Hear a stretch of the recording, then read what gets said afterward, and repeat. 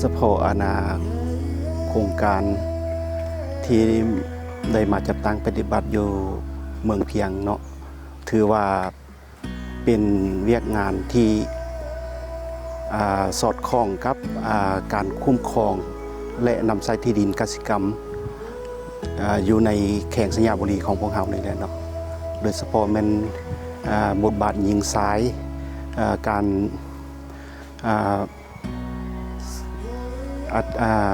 บทบาทยิงซ้ายและการเข้าถึง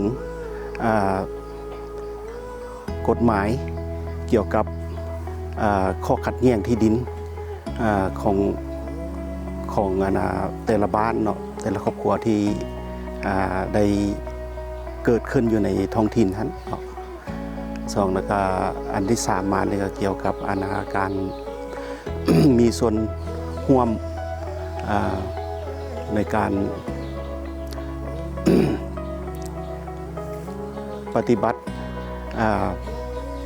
แผนงานเนาะคันว่าเนี่ยมันข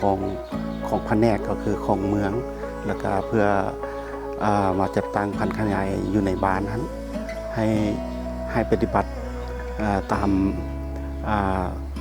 ทิศที่นำของแขกนะคันว่าเนาะเพราะว่าอยู่ในเมืองพวกเฮานี้แม่นเป็นการผลิตกสิกรรมที่แบบยืนยงที่ว่าบ่มีผลกระทบต่อสิ่งแวดล้อมคันว่าการจัดตั้งปฏิบัติโครงการอยู่ในเมืองเพียงนี้ถือว่าการมีผลดีหลายแหละคันว่านั่นเนาะเป็นต้นแม่นการเขตชุมชนที่ว่ามีความยุ่งยากและก็มีความเสี่ยงต่อการปลูกฝังการเลี้ยงสัตว์แล้วก็การกสิกรรมด้านอื่นๆเนาะเพื่อบ่ให้มีการเอารัดเอาเปรียบต่อผู้ทำการผลิตในเขตที่บ้านของโครงการที่ลงจัดตั้งปฏิบัติ